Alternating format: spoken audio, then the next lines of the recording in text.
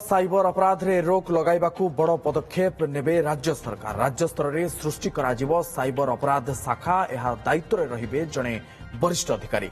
69तम police duty meet 2024 उद्यापनी समारोह में सूचना दैछंती मुख्यमंत्री मोहन चरण माझी। देश में चलिथिबा साइबर क्राइम उपरे मुख्यमंत्री कहिथिले जे आजिकाली अनेक लोके साइबर अपराधर शिकार होई अर्थ हराउछंती। साइबर ठकई, डिजिटल अरेस्ट, इन्वेस्टमेंट ठकई अपराध बढ़ी चली। एथिपाई पुलिस विभाग साइबर सेल को सुदृढ़ और आधुनिकीकरण कराजिबो। जो जिले में साइबर थाना नहीं सेठारे साइबर थाना प्रतिष्ठा कराजिबो।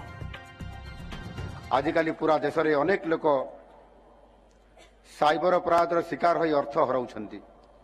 माँ और भौणी माने ब्लैकमेलर शिकार होउछंती।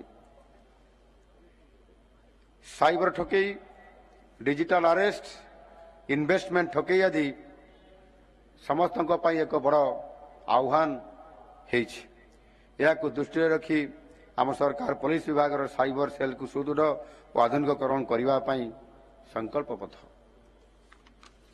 एथिपाई आगामी दिन में जो जिले में साइबर थाना नहीं सेठारे साइबर थाना प्रतिष्ठा कर लक्ष्य रखा या व्यतीत भुवनेश्वर रे